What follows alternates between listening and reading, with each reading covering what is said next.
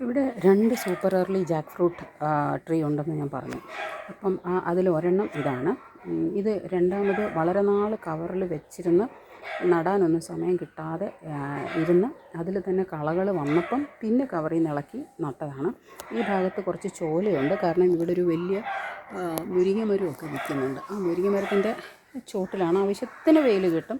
എന്നാലും നമ്മൾ ഇതിൻ്റെ കൂട്ടത്തിൽ വാങ്ങിച്ചത് നേരത്തെ നട്ടത് ഒരുപാട് ചക്കകളും ഒക്കെ ആയിട്ട് ഇത്തിരിയും കൂടെ വലിപ്പമുള്ളൊരു മരമായി തീർന്നിട്ടുണ്ട്. നിറയെ ചക്കയുണ്ട്. അപ്പോൾ ഇതിപ്പോഴാണ്, ഈ വർഷമാണ് ഇത്രയും ചക്ക വീണ് തുടങ്ങിയത്. ഒരു 3 വർഷമായിട്ടിത് ഒരു 5 ചക്ക 6 ചക്ക വീതം കിട്ടുമായിരുന്നു. അപ്പോൾ ഇതിൻ്റെ ഏറ്റവും പ്രധാനപ്പെട്ട ഇതിനകത്തെ ചക്കയുടെ ചുളയും കൂടെ വാങ്ങിച്ച സൂപ്പർ ഏർലി ജാക്ക് ഫ്രൂട്ട് ചക്കയുടെ ചുളയും തമ്മിൽ വ്യത്യാസമാണ്, സ്വാദിനും വ്യത്യാസമാണ്. ഇതൊരു മറ്റൊരു സ്വാദാണ്. എല്ലാം നല്ല വലിപ്പം വയ്ക്കുന്ന ചക്കയാണ്.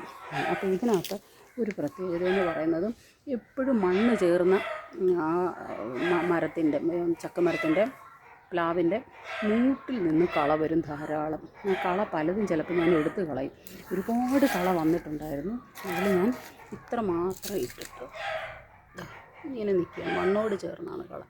ഞാനത് ചെളി പറ്റാതിരിക്കും കവറെല്ലാം ഇട്ട് കൊടുത്ത് സൂക്ഷിക്കുകയാണ്.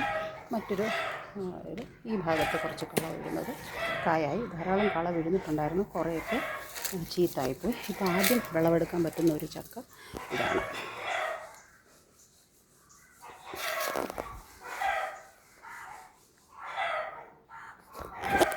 എൻ്റെ മറുഭാഗത്ത് ചക്ക നിൽക്കുന്നു.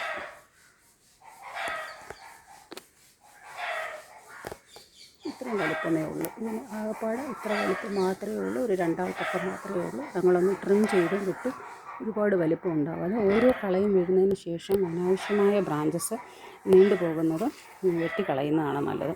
അതുപോലെ തന്നെ നമുക്ക് എപ്പോഴും ചെയ്യാനുള്ളത്, ചക്കയുടെ മോൾ ഭാഗത്ത് ചക്ക ഉണ്ടാകുന്നതിന് പകരം താഴെ ഉണ്ടായാലാണ് പറിക്കാനൊക്കെ നമുക്ക് എളുപ്പമാണ്. അതുകൊണ്ട് താഴെ ഭാഗത്തുള്ള തടി എപ്പോഴും ശിഖരങ്ങളില്ലാതെ ഒന്ന് ഒറ്റത്തടിയായിട്ട് നിർത്താൻ നോക്കണം. അപ്പം ഞാൻ അങ്ങനെ ഒരു ഇൻഫർമേഷൻ കിട്ടിയപ്പോൾ അങ്ങനെ ചെയ്തു. ആ താഴെയുള്ള ഭാഗത്തുള്ള ബ്രാഞ്ചസ് ഞാനങ്ങ് കട്ട് ചെയ്ത് ഈ തടി ഇത്രയിടം വരെ, ഈ പൊക്കം വരെ യാതൊരു ബ്രാഞ്ചസും ഇല്ല, അവിടെ മാത്രമേ ചക്ക ഉണ്ടാവുന്നുള്ളൂ.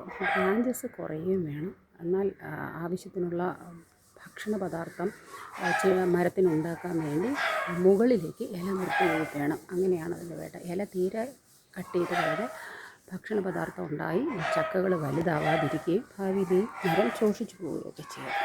അപ്രകാരമാണ് ഈ ചക്കയും വിളവെടുത്ത് അതിൻ്റെ ഉള്ളു പഴുത്ത് പറിച്ച് മുറിക്കുമ്പം ഞാൻ വീഡിയോയിൽ കാണിക്കാം.